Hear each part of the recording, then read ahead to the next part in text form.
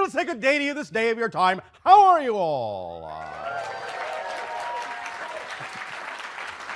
All right.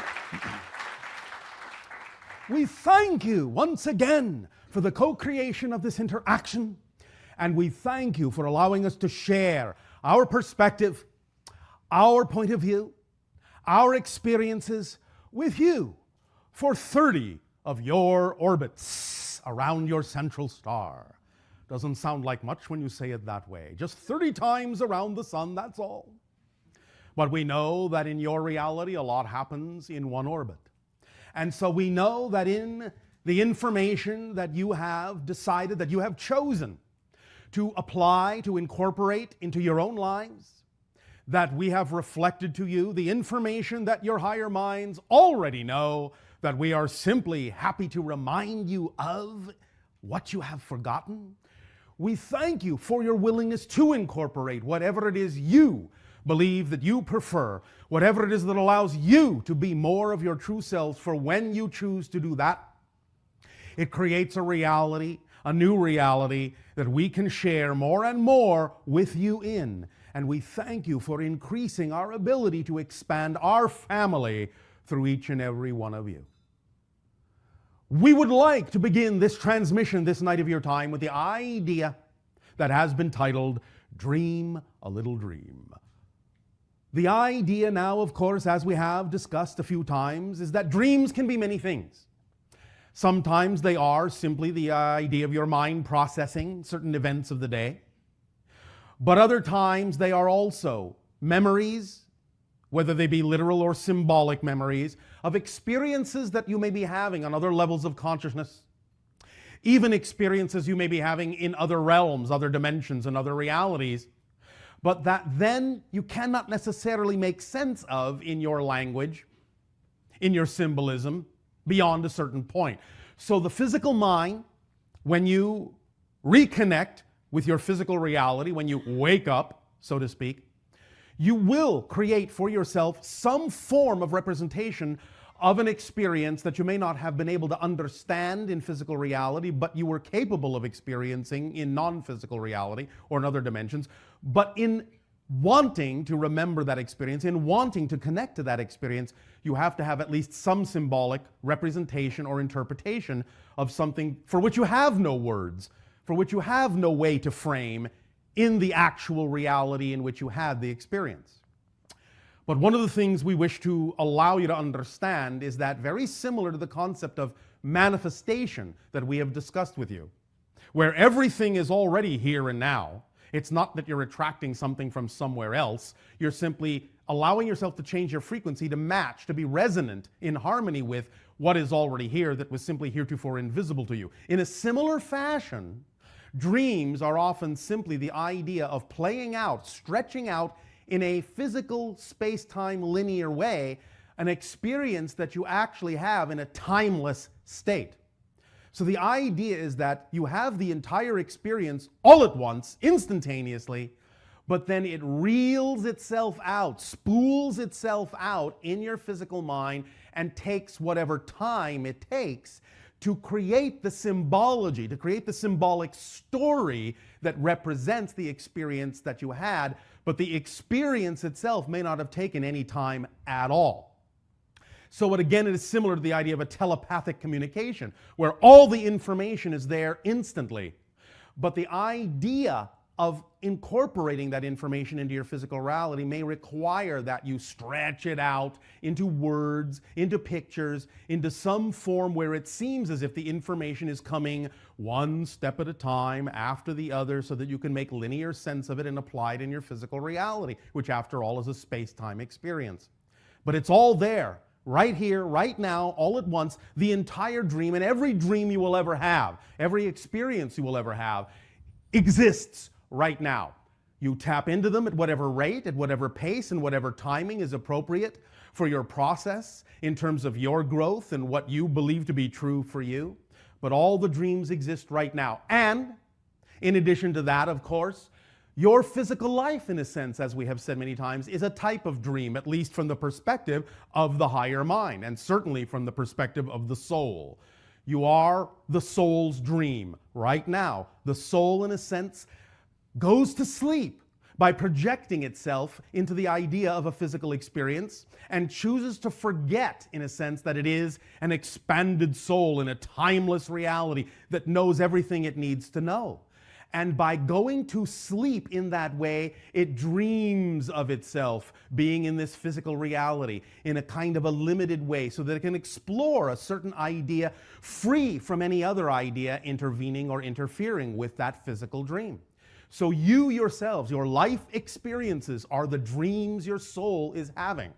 And you are going through that reality, going through that experience to feed back to the soul when you wake up, so to speak, upon death, and thus then can allow yourself to know that this is a dream, and that you had this dream experience, and that whatever it is you did experience in this dream adds to your soul's understanding of itself by having been able to experience itself from a different point of view than it is capable of experiencing itself from in a timeless reality, or at least a reality with not the same kind of time experience that you have in the physical world. Now, you know, many of you, that you talked about the idea of experiencing what you call lucid dreams. And this is a very special kind of an experience. The idea of waking up in the dream and knowing that you are dreaming gives you unprecedented ability to, in a sense, control the dream, to determine what the dream experience shall be consciously while you are still in that dream state. Now, that lucid dream state takes place in what we have talked about called the template level reality. That borderline between the non-physical higher mind and the physical mind is the template level reality where you, in a sense, plan out the idea of your day like a blueprint, plan out many aspects of your life like a blueprint, like a chart. And when you dream, you can go back there and rearrange things. You can look at the agreements you have made to explore, the themes you have chosen to explore. You can rearrange how it is you go about exploring those things in the template level reality. And thus then when you reconnect to physical reality, you can thus then experience the manifestation physically of the rearrangement you have made in the energetic, quasi-physical template level reality that determines all shapes and sizes of things, all physical experiences that you have. So lucid dreaming is, in a sense, allowing yourself to wake up closer to being the higher mind expression, closer to being in balance with the higher mind in that template level reality. Now, you are inventing many different kinds of techniques and permission slips, and even technologies that give you more opportunity to wake up, to have lucid dreams as you prefer to, as you desire to, in whatever way you so choose. One such technology that now exists on your planet is called a rapid eye movement mask, REM mask. And the idea is that when you are wearing this mask, you will be given signals through infrared lights that will flash through your eyelids. And you will learn to train yourself to recognize that when you see those flashes in your dream state, that you will actually remember that that is a signal you are dreaming. And thus then by remembering that is a signal that you are dreaming, you will wake up in the dream. It also comes with the ability to let the mask know that you have woken up so it will not keep flashing you and disturb the now lucid dream that you are having, which will give you the opportunity to thus then really experience that template level reality, to actually wake up in that dimension between dimensions and really explore the blueprint and really see how you can rearrange things consciously instead of simply allowing it to be an unconscious experience for you.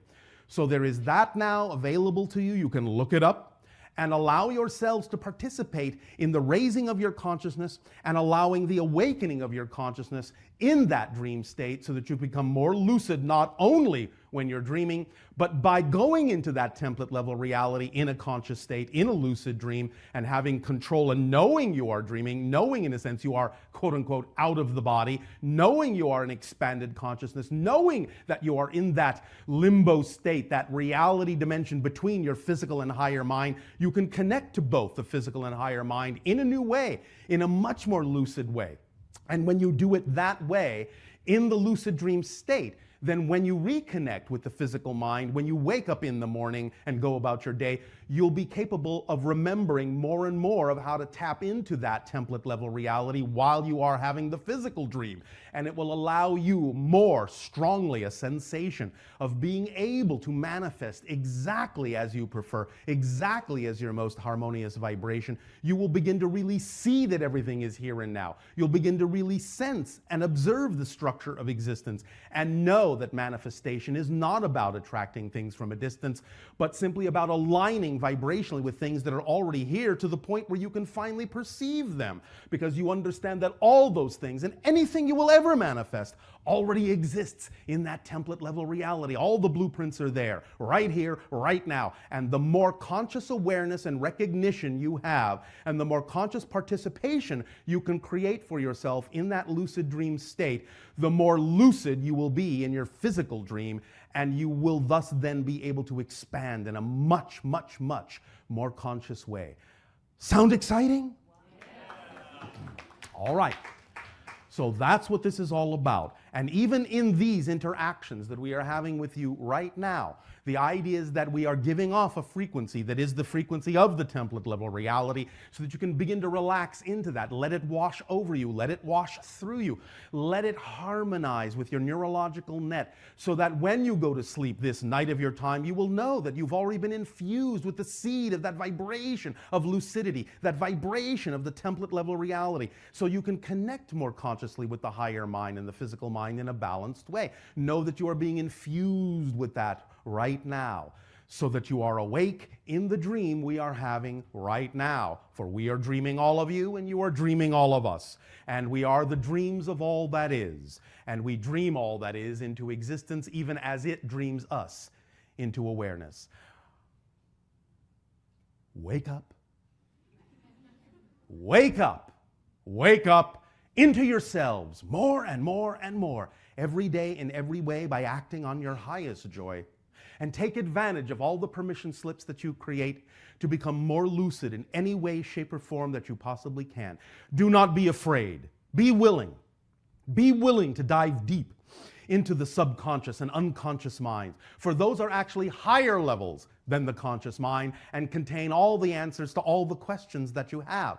When you go into the subconscious, when you go into the unconscious, you are actually much closer to the template level reality, much closer to the higher mind. For that higher mind creates the physical consciousness by, in a sense, coming down through the template level reality, coming down through the unconscious level reality, coming down through the subconscious level reality and into physical consciousness. So even though many of you may think that the subconscious and the unconscious are deep down beneath the conscious mind, in fact, the conscious physical mind is the lowest level of the three.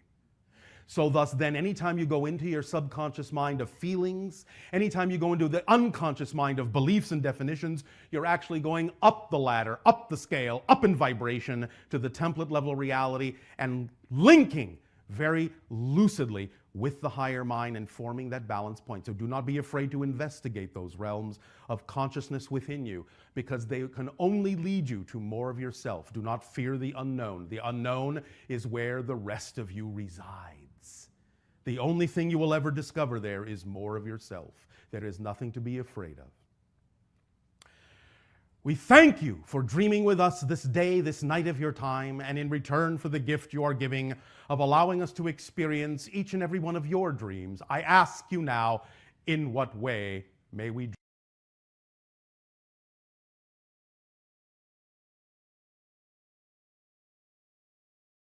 Excited and grateful to be talking with you right now. We are in gratitude as well. Okay, I have 3 questions. The first one is about the languages that I'm speaking in my sleep. Yes. Some of them are from Earth and some are not. All right. I was wondering if you could tell me more about.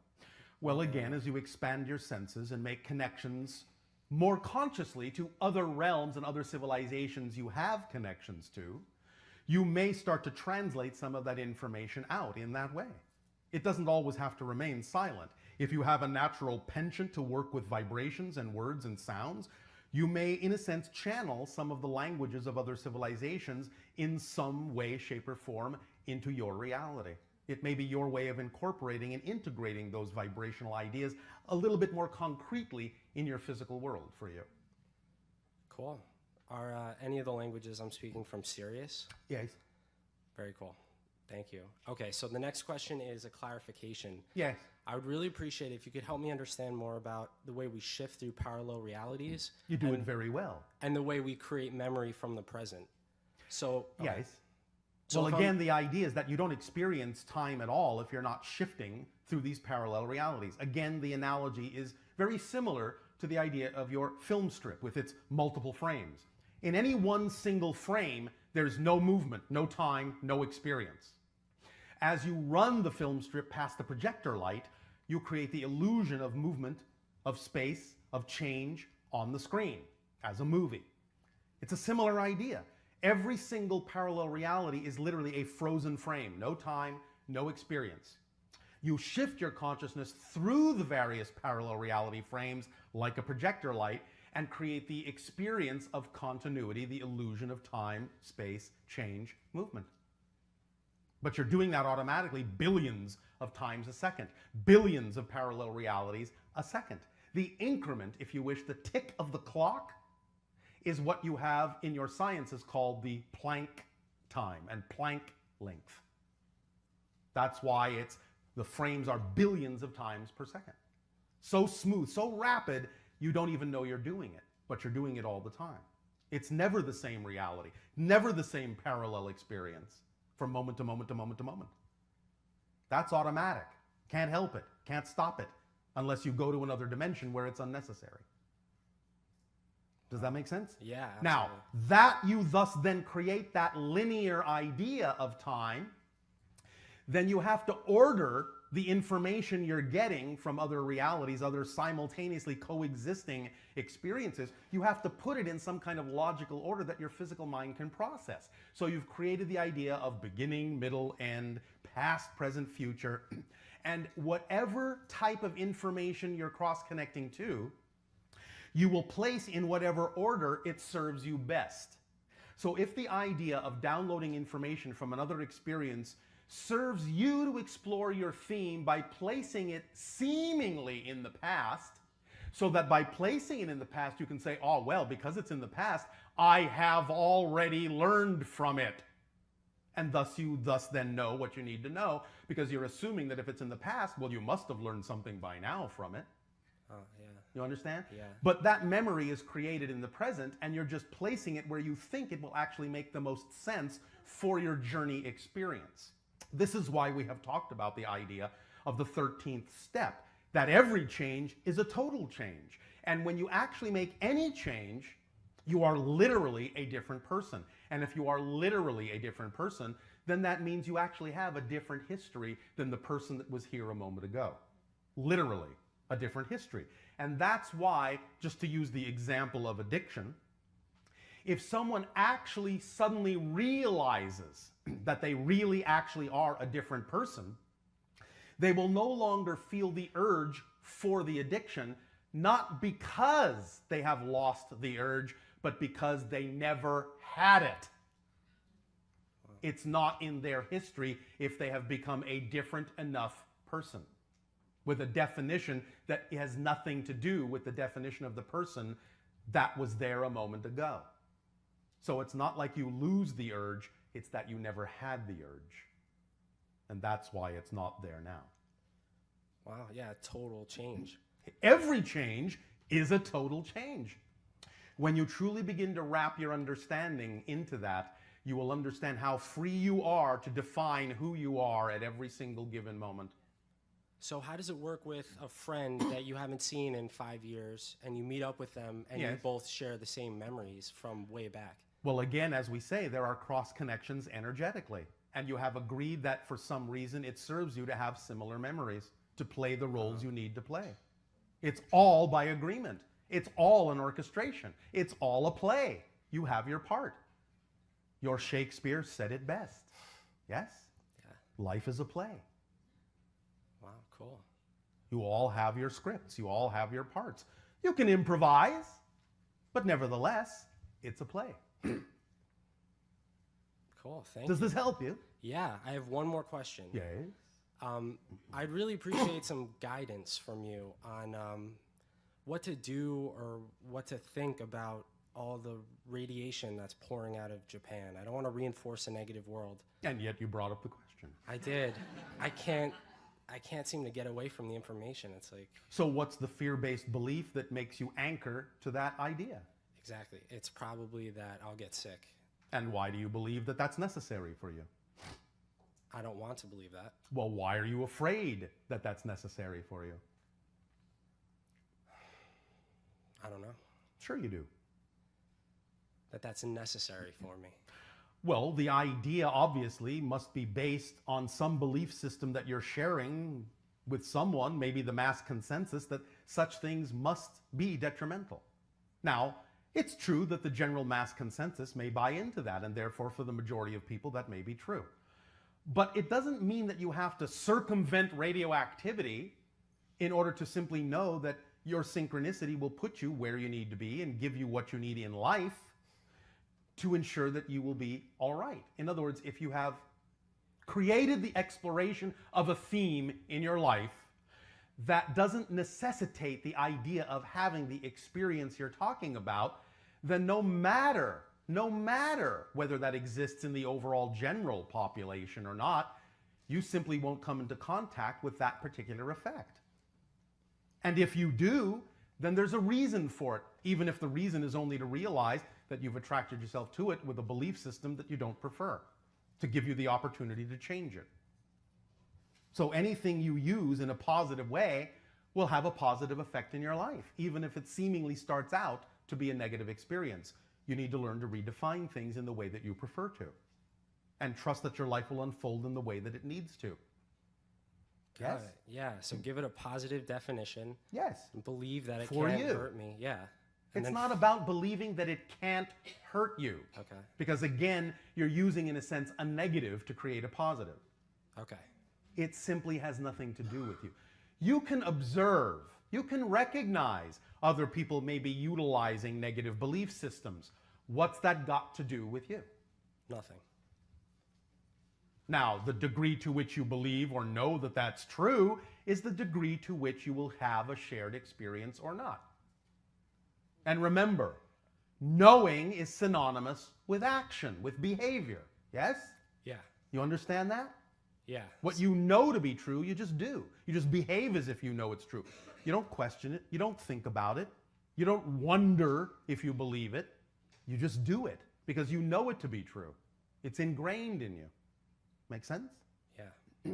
Is this helping? Yeah, it is. Thank you so much, Bashar. You are so welcome.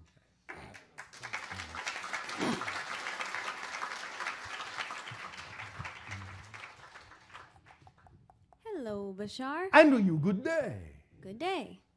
I am a writer, I'm a musician, and I have found a way, I've been playing since I was a very small child. Oh, all right. And I found a way, particularly in the last few years, to just tap into being able to write every day and not have my inner critic stop me and just have it be a very playful, joyful, wonderful thing. How exciting.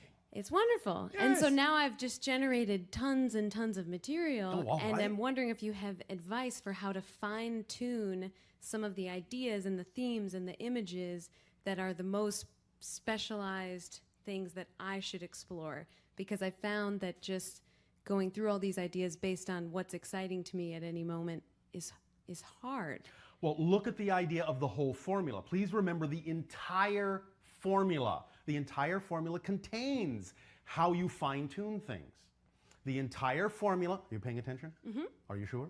I'm definitely paying attention. All right. You act on your highest excitement to the best of your ability. In other words, the things that excite you, if they come in different forms, don't always have the same degree of ability to be acted on. Correct? Correct. So all you need to do is pick the one that excites you the most, that you actually have the greatest ability to do something about. That's your first filtering, fine-tuning point, yes? Mm-hmm. If you don't have an ability to do something with something, you have more ability to do this than You have ability to do that. That's your first filtering system. That's your first fine-tuning system. The degree of ability you have to do something with it, to take action on it. Yes? Yes. So when you take action on that thing, whatever it may be, take it as far as you can until you can take it no further. When you suddenly get to a point where you simply can't imagine how to take it any further, then you act on the next most exciting expression that you actually have the ability to take some action on. And you take that as far as you can until you can take it no further. And of course, all through this, you have absolutely no assumption or insistence or expectation as to what the specific outcome actually should be. Yes? Yes. It's a self-organizing principle. That's what excitement is. It's not only the driving engine and the complete toolkit, it's a self-organizing principle. So all you have to do is act on what you can act on until it shows you that you actually need to stop acting on that and act on something else. And yet all of that will be interconnected because all excitement is connected to all other excitement. Do you follow me? And of course, you always have available to you your own imagination and the creation of your own permission slips and the experience of your own synchronicity in life. And if you know that synchronicity will also show you what you need to do in what order by presenting opportunities for only certain things at a certain moment rather than other things, you can use your synchronicity also as a fine-tuning, filtering system as well. Yes? Yes. Are we leaving something out? Are there for you? ways, I guess I'm just wondering, also images from dreams and symbols Yes. from dreams have always been a Yes. big part of my All right. my process. And so? And I'm wondering if there's a way to pick of 200 or 300 images that have come, kind of which are the most important for me to carry with and turn into But which ones are you language. most attracted to? Which ones are you most excited about? That's what I'm wondering, if there's a system of how to fine tune that. Is it putting them in front of me? And All right, yes. Use your imagination. If you need to list them all or create representational symbols for them all, then if that's what works for you, lay them all out. Have them all before you. Go, Which one am I attracted? What catches my eye first? Go with that one first. What catches my eye next? Go with that one next. This is simply something you're capable of creating in your own imagination, yes? Create your own process, create your own permission slips. That's what your imagination is for. It's communicating with your higher mind so that the higher mind goes, this is what will work best for you. Do it this way. This is what will work best for you. This is what's most in alignment with your vibration. That's why you're attracted to do it this way. That's why you thought of that particular method. I've noticed sometimes there's so much, can be so much static in this world between. Many times the static is just because you're not laying it out clearly for yourself. So find the method in your imagination that allows you to experience the best and highest amount of clarity in the process. Many times people find that when they keep things in their mind, it's all a jumble, and there's that static, and there's all that chatter. But the moment they actually write something down, it becomes very clarifying. So if it requires a physicalization in some form, do it, because that just goes hand in hand with what we always say about the idea of how important it is not just to be in a state of excitement, but act physically from that state of excitement. Because if you don't actually couple the excitement with a physical expression, you're not grounding the excitement into physical reality. It's like an electric circuit. It has to be grounded into your physical reality in order for the energy to flow clearly. And the reason it's not clear is you're not grounding it enough in some actual physical representation of the process. You understand? Yeah, that's it. You're just going, oh, process. Oh my goodness, such a big jumble. But you're not doing anything to actually get it out in front of you in physical terms. That's what will bring clarity. That's why we talk about people mocking realities up as realistically as they possibly can. If they have a particular dream, a particular vision, literally mock it up as physically as you can, because then you're training your body consciousness to actually experience the vibration of the physical reality. So get it out of you into the physical world in whatever way your imagination so desires, but get it out of you into the physical world. There has to be a physical component to the excitement, or there's no grounding. Great. Make sense? Yes, Does that help you? that helps me. Why, thank you. Thank you.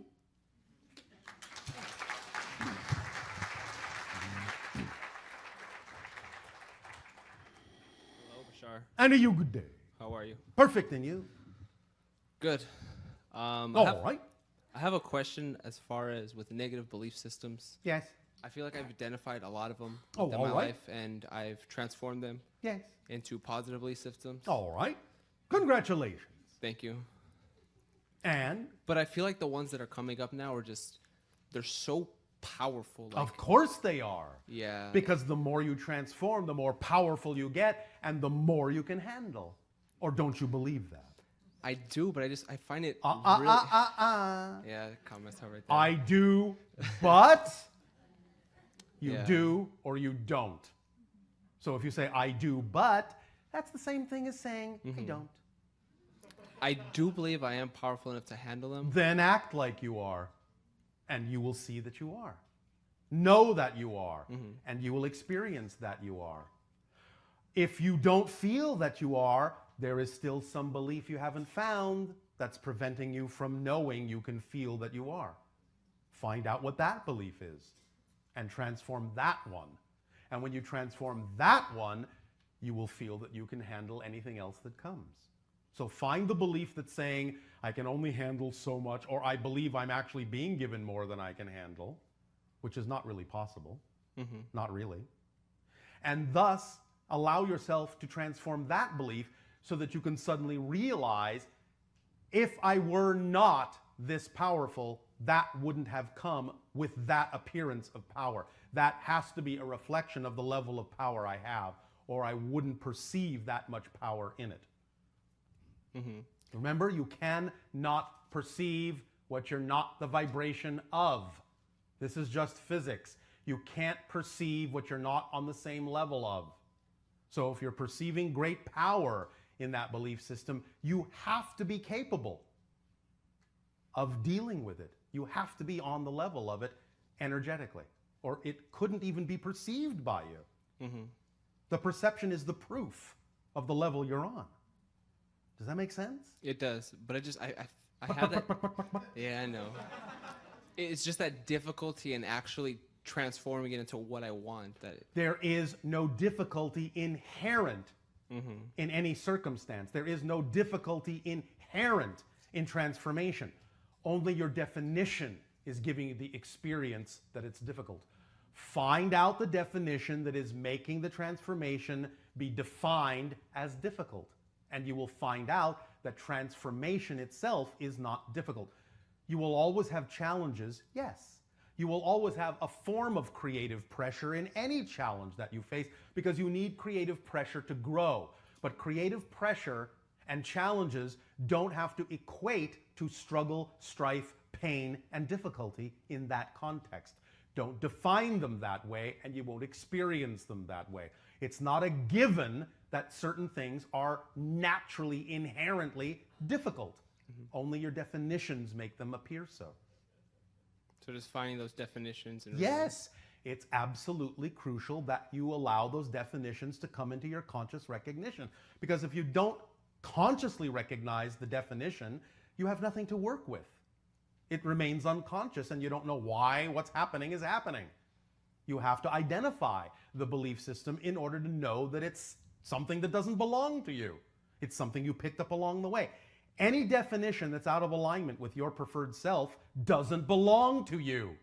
Came from your parents, came from your friends, came from your society, came from your schooling. It doesn't belong to you if it's out of alignment with your preferred, true, natural core frequency.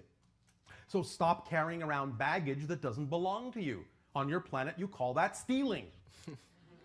Don't be a belief thief. Let go of beliefs that have nothing to do with you, that belong to your parents, that belong to your friends, that belong to your school, that belong to your society, and have nothing to do with you. That's why they don't feel right. They're not yours. Anything that actually belongs to you is light as a feather. That's how you know it's yours. Anything that weighs you down doesn't belong to you. Let it go. Does that help? It does. Thank you very much. Why, you're welcome.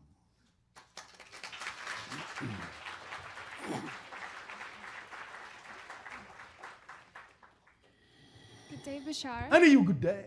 Ha'atu. Ha'atu. And I love you all.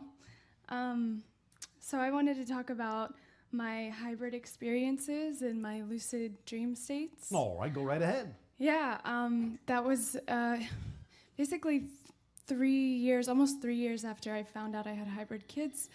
I had this lucid dream where I was climbing this tree, Yes. and I thought of Pearl, my hybrid Yes. daughter, and I just called out her name, and I, for the first time in that state, didn't feel, well, I felt a little bit of fear of like being startled Yes. by her, and then I was just really courageous, and I was able to meet her, All right, bravo or brava. and it was really beautiful. And then I had another experience with her like shortly after that, All where right. I was in the template reality, and it felt like that. I felt like Yes. a higher Yes. knowingness of myself, like Yes. the part of myself that always is interacting. Yes, the transparent you. Yeah, it was really lovely. Yes, it is. And we explored all kinds of like limiting belief systems What that I fun. have. Yeah, it was awesome. And yeah, I love you, Pearl, and I love you, all my hybrid children. The string of pearls. Yes, like Indra's net. Yes. Yes. The holographic representation Yeah. of every single pearl reflecting all the information of every other pearl in the net. It's beautiful. And It is. Is that her like essence? Is that what like her core? Holographic reflectivity, yes. Yeah, that's what I. That's what why I you were felt. capable of exploring the idea of your negative belief systems in that way, because you were enveloped in the vibration of holographic reflectivity and were able to see the information from different points of view. Yeah, awesome. And I'm still exploring those, and Yes. yeah, they're really like clear in my mind, and Why, thank you. I love that exploration. Thank you. So the other night, like about a week ago, I had a really strange experience. Oh, how exciting. I We believe love strange. Yeah. So I believe it to be with a being named Al-Halar. Is that correct? It's a vibrational representation that your physical mind is associating with that particular frequency. Doesn't mean that the being calls itself that in its own realm. Okay. Is there a name that I could? No. Nope. Okay, It's perfect. nothing that you can pronounce. That's why your physical mind gave you a representation. Great. Yeah, it was like channeled through another woman. She gave me that name. All right. So there was like, I didn't feel like I was fully asleep. I didn't feel like I was dreaming. I felt like I was waking up and then going into this altered Yes. state. Yes. And it was really intense, like all Yes. this energy around my head. All right. And I knew that all this information was coming in, as you Yes. said earlier. Yes. And I saw like my mind as like a computer, and like Yes, in a files being sense. downloaded and So to speak. and whatnot. Not exactly, but so to speak. okay. Well, I do remember asking if my friend Leah, who was in the room, if she had been abducted, and I heard this really loud, like yes, and it was really intense. And is that true? Like, was that happening, or was that? Was it happening? I mean, yeah, like, did she get abducted? Was that like at the same time that was going down? Not at the time you called the present time, but she has had that experience Yeah. that you are referring to as abduction. Cool. Okay. So yeah, we have that hybrid children connection. Yes. So, great. And That's why I said string of pearls. nice. Great. Thank you. Anything else? Yeah. What's the significance of the 6th floor in the dream that I had when I met Merope? You're talking about 6th density reality. Okay. That's Awesome. where the encounter occurred. Yeah. It was like I was in the elevator, and then I Yes. had to like hit this button a certain way, and it like Yes. yeah. You okay. have to hit the button a certain way to be able to rise to that frequency. Okay. Yes? Yes. Does that help you? Yeah. Then Totally. happy explorations to you. All right. Thank you. You're welcome. Sweet dreams. You too.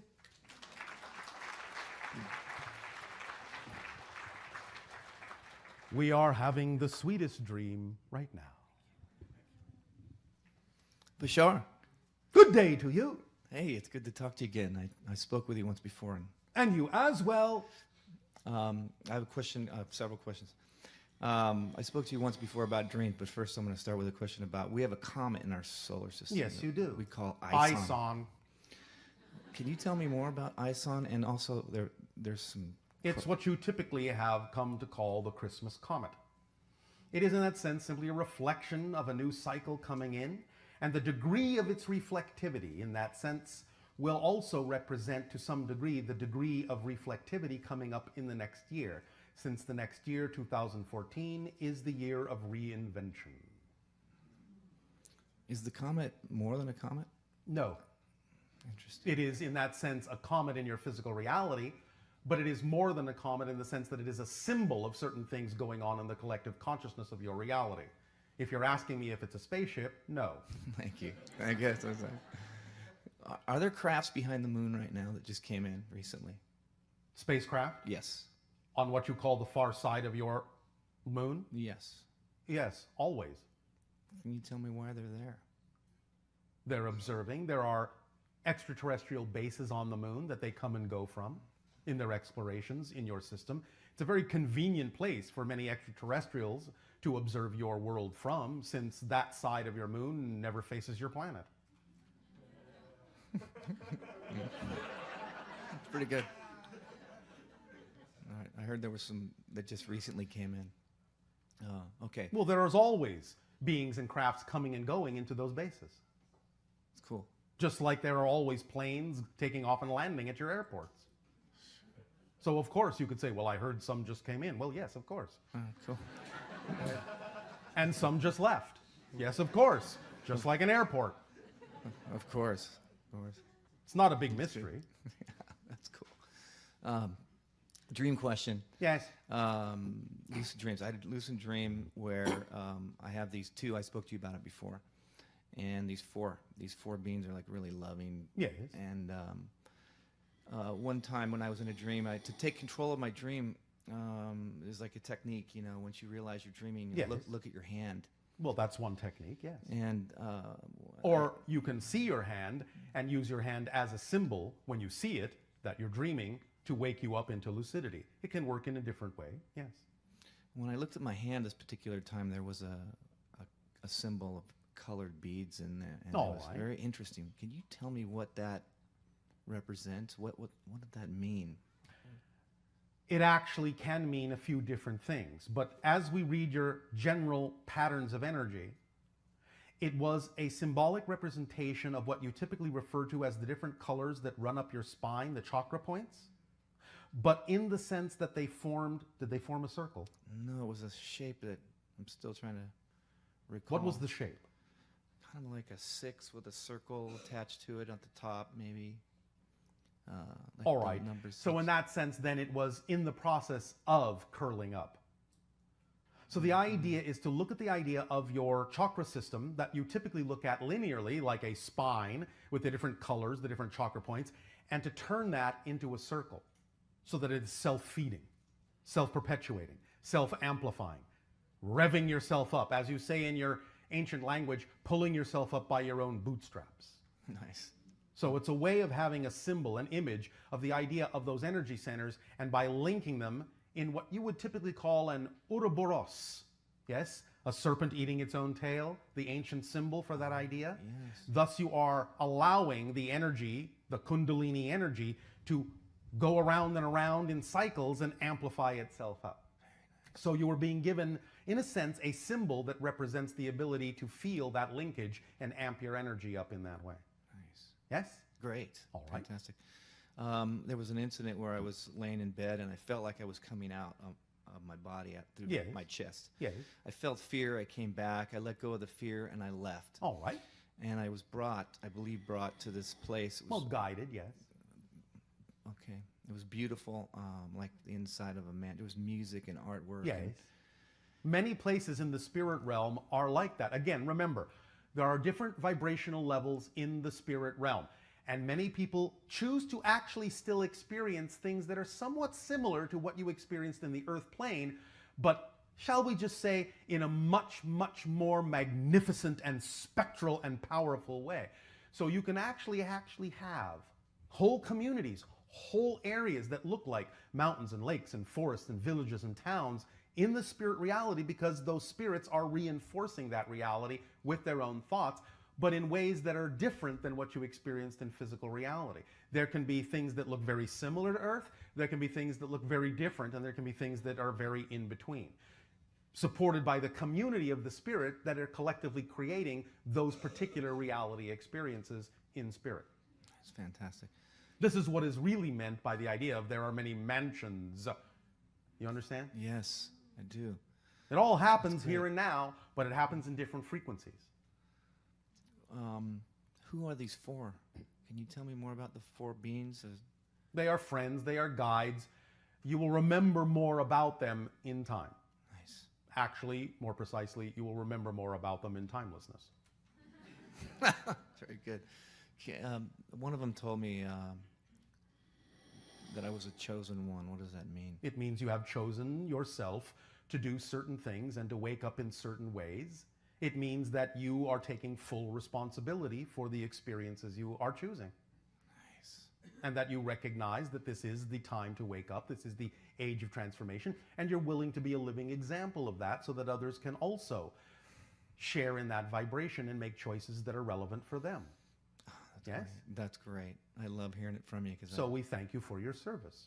That's what it means to be a chosen one. It means you have chosen to serve in that way. All of you really have. All of you have chosen yourselves to do that. And as you go through the process and as you allow us to reflect certain things back to you from your own higher mind, together we are refining the choices that you have made and the process that you are experiencing. That's great. So we thank you, all of you, for your service and your willingness to explore and discover and be more and more and more of who you truly are. Because again, as we say, that creates new realities in which we can play on greater and greater and greater levels. So we thank you. Well, gratitude is mine, Bashar. Thanks. Quickly, we go out in the fields. I'm a member of this ET Skywatch team, and Yes. we get video Are footage. you peering at us? Yes. And you are signaling us back and flashing. It's wonderful. We get these. Sometimes. Maybe not you are. What I'm asking now is, we're going to go out next weekend. Would you like to come out with some of your craft and Again, visit us? That'd be great. all the invitations have already been given. All the appointments have already been made. You don't need to ask us again. If there is a purpose for us to be there, we will be there. If there isn't, we won't. Thank you. I'd like to give you a big hug. Thank you very much. Thank you. Received and given back.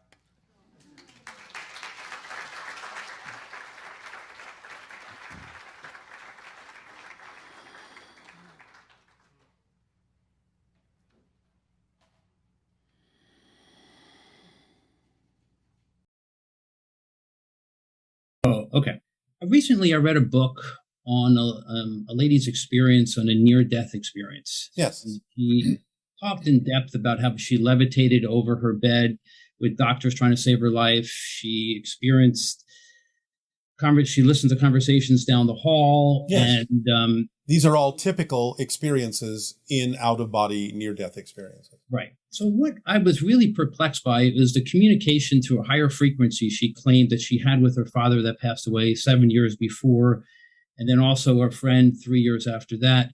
Yes. She said words can't describe how efficient the communication was. And I was just wondering if you can elaborate on how higher frequency works, and if that's the same type, is that the same communication you have with other Sasanis? Yes. The idea is that all information exists at the same time. Time is an illusion. So the idea is that when a concept is formed, all the information having to do with that concept is there all at once in a non-verbal way. The idea is that even going on in this channeling, in this transmission, when someone asks a question, all the information is there and it is delivered by us all at once. It simply takes time to unspool through the channel's brain and translate into the language that you understand, because I'm not speaking English. I'm simply sending telepathic thoughts, telepathic concepts that are whole unto themselves and contain every part of the issue all at once. Whatever then needs to be unspooled and translated into your language takes time. But the original communication is there instantaneously, all at the same time. That's how it happens in non-physical reality. There's no verbal communication. It's all about resonance. It's all about vibration and matching frequencies. When you're on a certain frequency level, you understand exactly the things that are commensurate with that frequency level. So it's about matching frequencies and receiving all the information at the same time that is germane to that particular frequency. Does that answer your question, or is there some specific thing you want to explore? No, that further? does actually, because she was able to describe having listened to conversations down the hall, realizing her brother was traveling from a distance to come see her. So she was able to gather all this and realize everything all at the same time. So yes, that's on that level, it's holistic and holographic. Is there how can we emulate that more on Earth? By following the formula and opening up to following your passion and being in a state of love all the time. Because when you are in a state of love, when you're following your passion and doing what you love to do, your frequency automatically raises. And when your frequency raises, it becomes a more sensitive receiver and an antenna to receive higher dimensional information. That actually dovetails into my next question. How synchronistic. About death. Yes. Every person who claims to have a near-death experience, they all say the same thing about blissfulness and peacefulness and unconditional love. And and I just wonder what is this place? Is it a state, or is it a place, or how do we? It's both. How do we recreate that? It's both. The idea is to understand that what you translate in your physical reality as the concept of unconditional love and bliss is actually the frequency of existence itself. So in that state, when you remove yourself from some of the limitations you impose upon your consciousness that have to do with limitations of space and time, you are more adept at perceiving directly the frequency of existence itself. And that is that unconditional support and love that you talk about from the physical perspective. Okay. Now, regarding spirits, how are some spirits, do some spirits linger in this state? Yes. And why do some spirits choose to remain like on Earth? Recently, they're not on Earth per se, but they're in what might be termed the lower astral realms that are close enough to the physical vibration that they might sometimes be perceived by those sensitive enough to see them. There are different layers of frequencies in the afterlife, so to speak. And those that may feel they have unfinished business may linger to deliver a message wherever they can. Those that feel they need to guide someone else who is having a difficult time may linger to be a spirit guide for them. And there are those that sometimes die based on their belief systems that feel like they don't even know that they're dead. So they may continue to act like they're trying to live their physical life and perhaps be confused about why certain people can't talk to them or see them anymore, but be lost in their confusion because of fear and negative belief systems that they harbored when they were alive that doesn't allow them to understand they can open up and go further into the spirit world. So there are many reasons, as there are individuals who may choose to remain close to the physical vibration of Earth. Okay. Yeah, that explains a couple of the questions I had after. Now, is this self-selected, or is this self-selected by them to linger behind to finish? Well, as I said, some of them select that consciously, and some of them may not know they have an option to move on. It depends on what belief systems you hold on to most strongly when you die. But eventually, people either in physical reality or in spirit can be guides for them to remind them and let them go that they have crossed over, they are now no longer physical in the same way, and that they can move on to higher and higher levels if they so desire.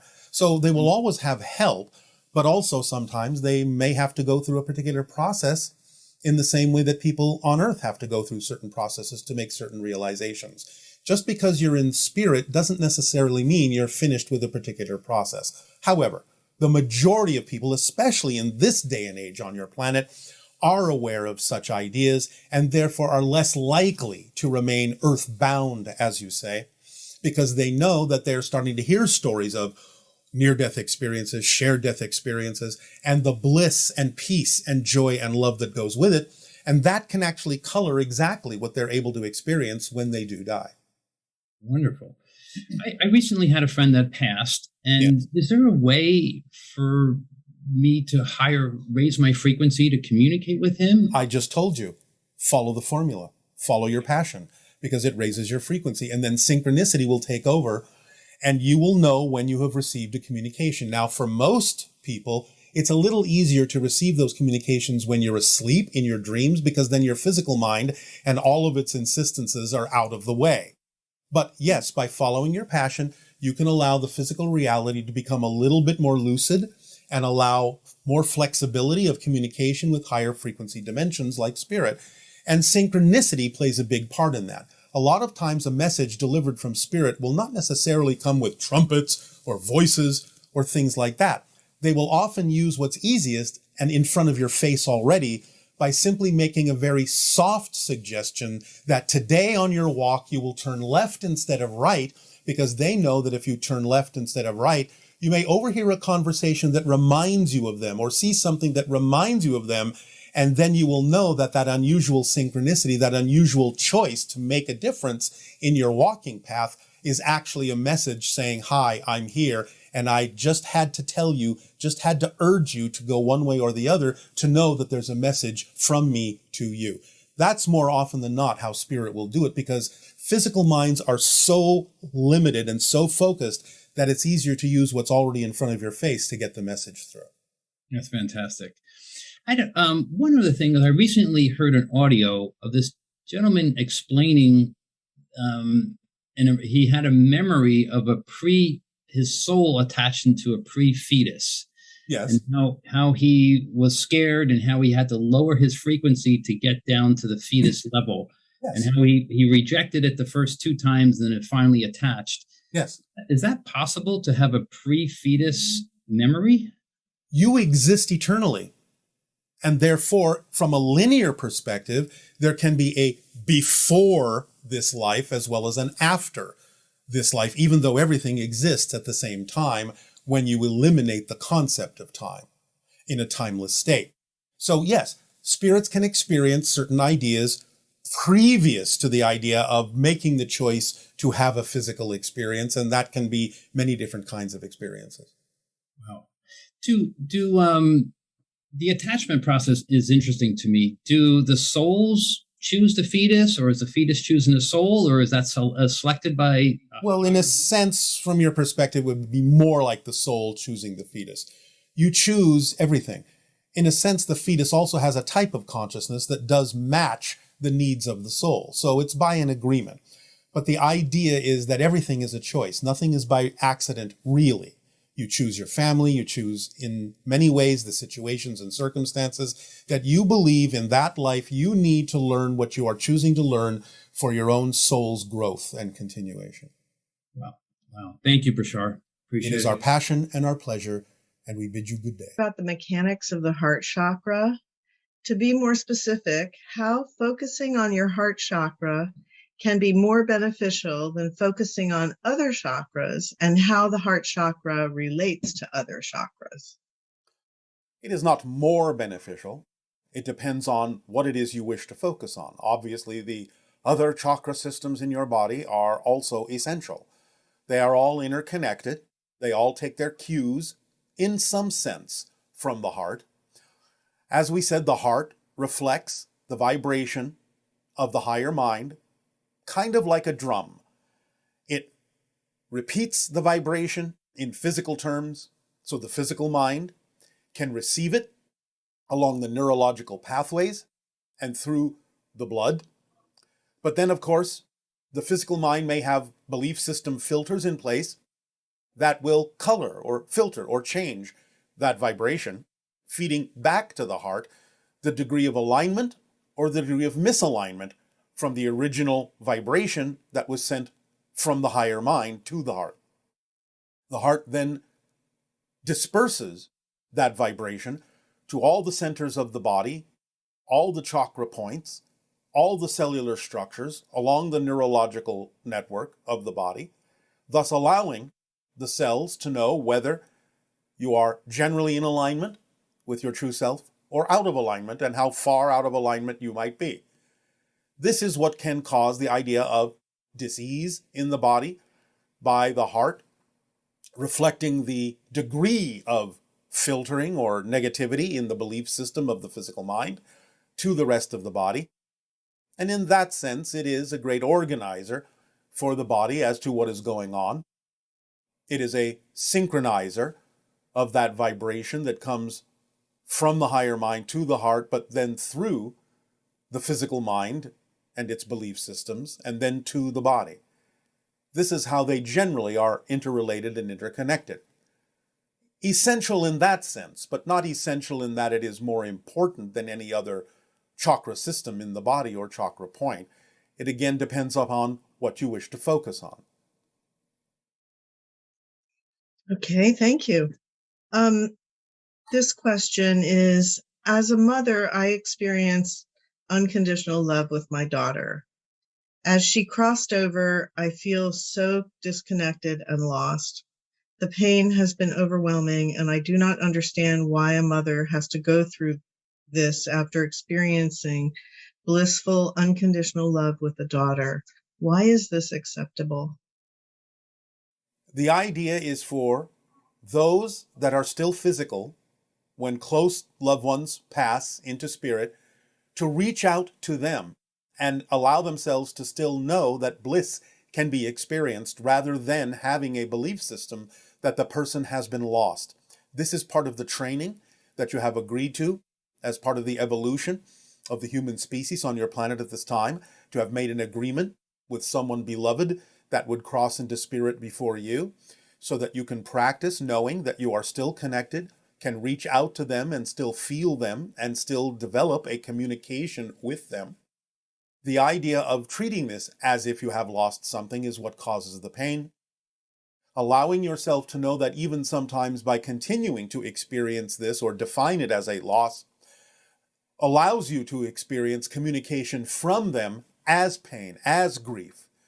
If you would let go of the idea that they are lost or gone, that they are still very much present with you in a variety of ways, just on a different level, then you will honor the agreement you made with your daughter to allow her to stretch your consciousness into spirit so that you may experience the benefits of making those connections in your physical reality.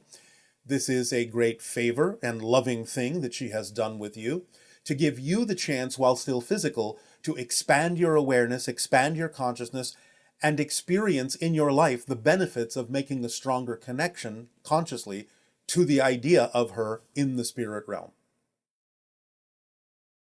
Thank you. From an absolute standpoint, is my conscious experience absolutely all that there is without anything being outside of it? Or do others have their own conscious experience outside of my consciousness? Does oneness not invalidate any separation, like something being outside of my consciousness? It depends on the level that you're looking from. In other words, you can have an experience of separation, which is what you have in physical reality. That doesn't mean you actually are literally separated. Again, the paradox is that you are using your connection to create an experience of separation. You couldn't have an experience of individual separation if you actually weren't connected to all that is. So in that ultimate sense, from that perspective, no, there is no outside. But from the experience of individuation, from the experience of creating the illusion of separation, then yes, you can have an outside, and there are many beings you may be unaware of that are having their own experiences. Your experiential reality only contains your versions of other beings. They exist in their own right, in a sense outside of you, and there may be millions of them that you do not experience because there is no reason for you to create a version of those beings in your reality experience. At the same time, this is all happening within the all that is, that has no outside. But you have to understand that you cannot necessarily mix your language that way. You can't mix your definitions that way in a coherent sense. You have to understand what level that you're talking from. When you say, is there really an outside? If everything is one, there shouldn't be an outside. Well, yes, on that level, that's true. But you're talking from the experience of having created the illusion of separation, which creates the illusion of an outside and many beings that you may not be aware of outside of yourself. Amazing. What happens to those people that have heart transplants or artificial hearts in relation to the multi-level aspects of, your native heart when you have a normal heart? Well, again, as many people on your planet have experienced, you may start picking up on some of the vibrations that were connected to the heart of the other individual and take on some of those qualities. In a sense, it is a way of making a stronger connection to another individual by actually having their physical heart in your body. It's one way to understand the connection that exists through vibration between all of you, whether you have a heart transplant or not. But nevertheless, you can start exhibiting, as many of you know, some of the traits and qualities of the other person whose heart has been donated to you. So, the artificial heart, in that sense, may connect you to a different level of consciousness that might be closer to the concept of artificial intelligence. So it depends upon the reasons why you have chosen to have that experience, what it is you have agreed to connect to, how it is you will utilize that connection, whatever it is, in your particular reality application to move forward in your life, and what lessons you can learn from the connections you have made to something that you consider to be other than yourself. Dea, Nania. we have lots of great questions from our listeners. All right, but before you ask, we are going to make a comment. Now, we know there are many questions that were asked before our monologue was delivered. So we will reinforce the idea that many of those questions were most likely answered by us in the monologue. Nevertheless, we will address a few things to reinforce the understanding. One major understanding is that we are not talking about the revelation of any particular secrets. We are not talking about confessing any secrets. We are talking about the idea of simply stopping the behavior that is creating the secrets and moving on. The past is the past. We are not talking about revealing things that would cause disruption, revealing things that might make the confessor feel better but would cause disruption and discomfort for others. That's not what we're talking about. There are secrets that can be revealed that would be beneficial to individuals and beneficial for humanity, and revealing those is fine if in your estimation it will actually have a positive effect.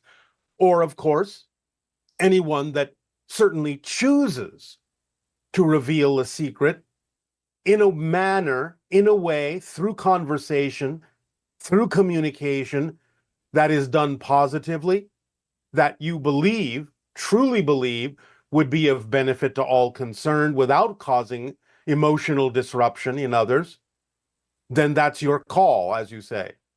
But the idea in general that we were talking about in the monologue of consequential secrets, secrets that, if revealed, would have disruptive consequences, we are not talking about telling your secrets.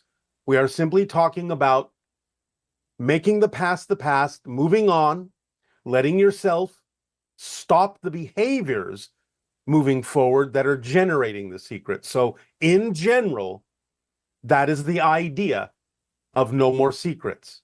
Just change the behavior, move on, be freer so that your vibration becomes clearer, more compatible with the interaction of extraterrestrials in open contact.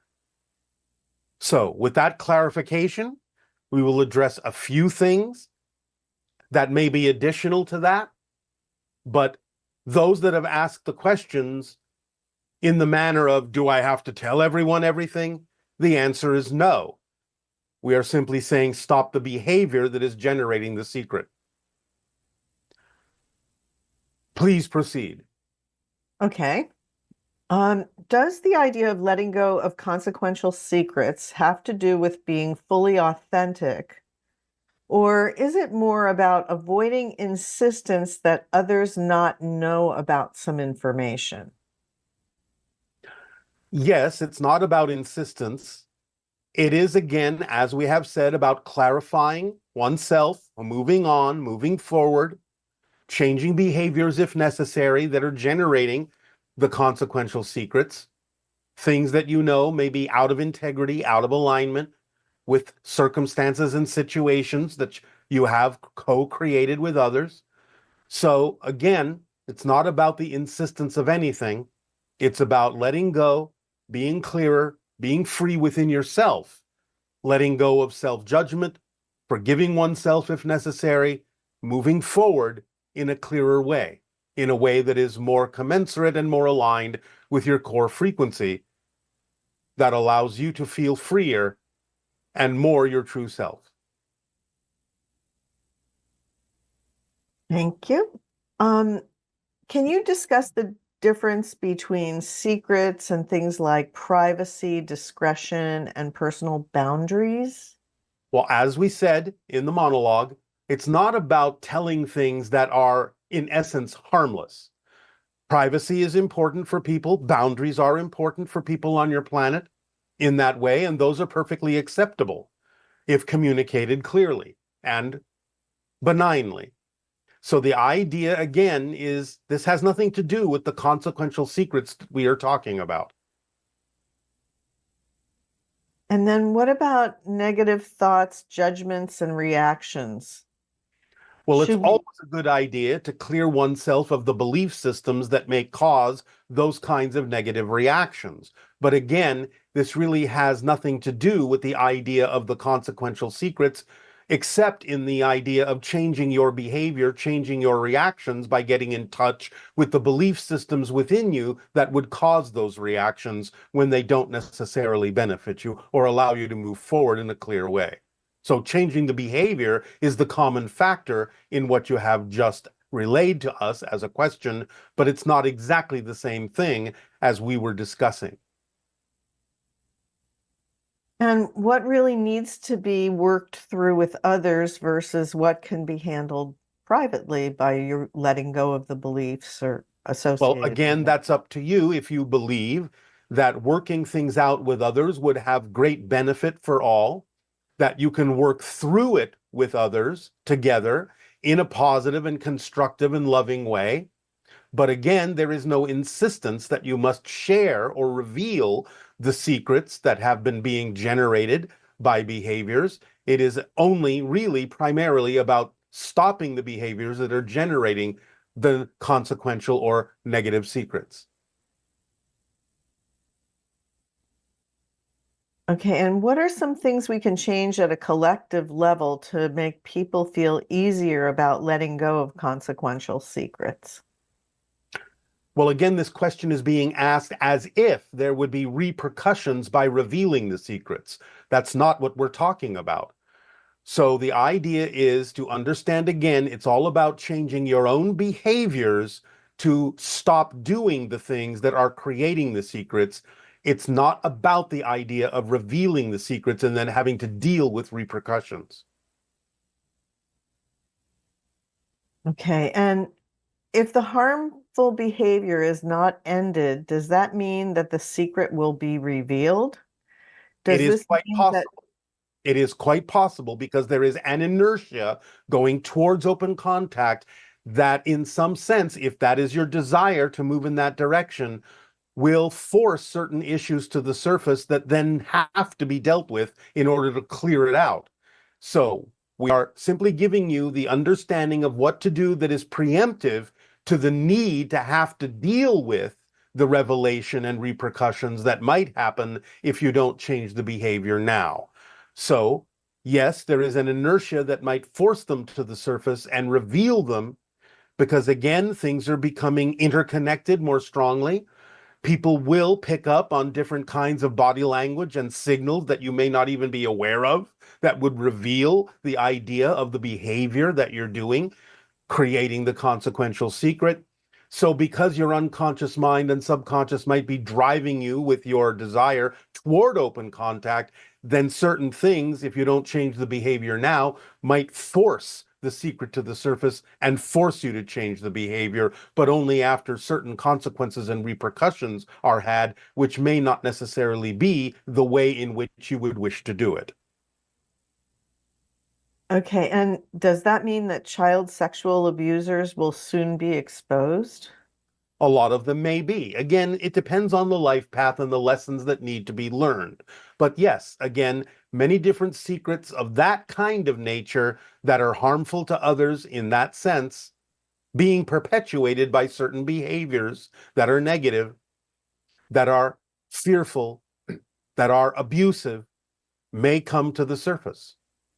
Again, it depends upon the life path and whether or not the intentions of those people who wish to learn certain lessons are fully realized in this particular incarnation.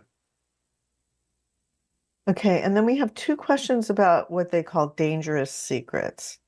The first one has to do with someone being gay and being in a situation where they'll be disowned by their family if they come out, or they could even be in a country where they could be put to death. How do they deal with that kind of a situation? Again, no one is saying that you have to reveal the secret. Obviously, if you believe that the revelation of a secret is going to possibly put your life in danger, we are not talking about that. So they can continue the behavior without feeling that if they want to have contact, that could be, they could be exposed in a situation that would be particularly destructive or dangerous for them?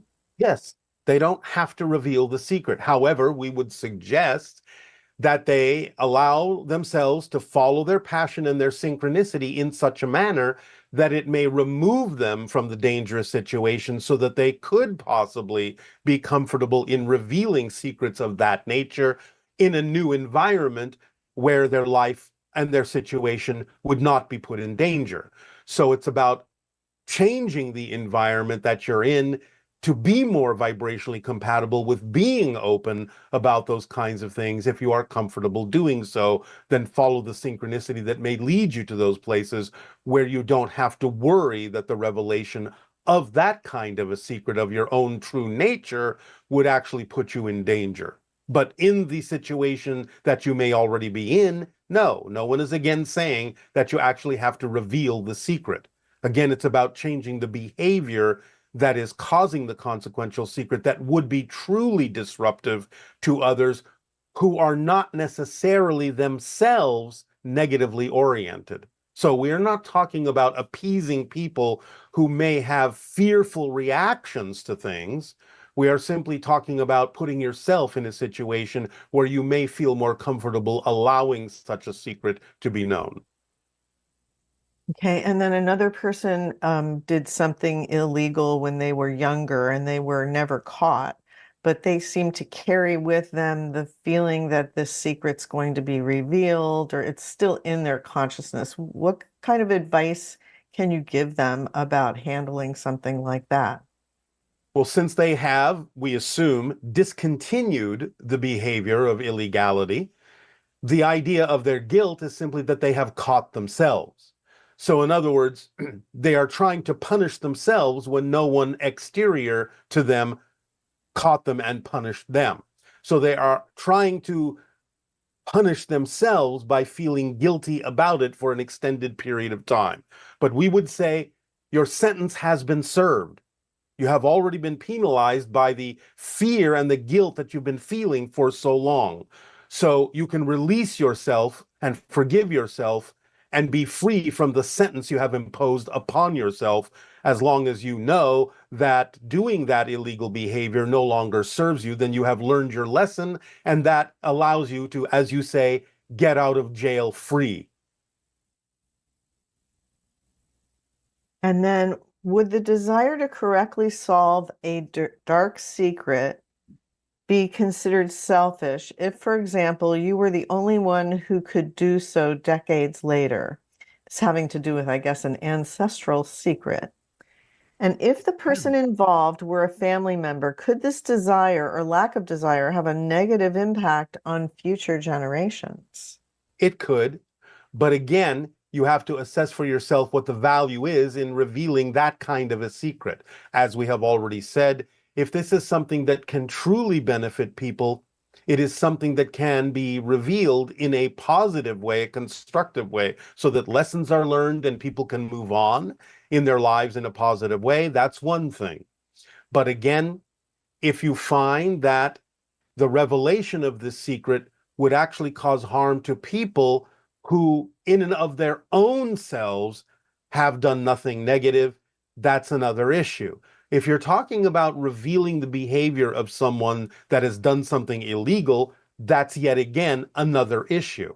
Because again, if you know something about someone who has committed a crime in your society, then holding on to that information may itself be considered illegal in your society. So you have to weigh all the factors of exactly what the secret is that you're talking about. Since we cannot have an extended conversation with this particular questioner, then it has to be left up to the questioner to evaluate exactly what kind of a secret and what the consequences would be in the revelation of that secret, or whether they can simply move on if they're not the one generating the negative behavior.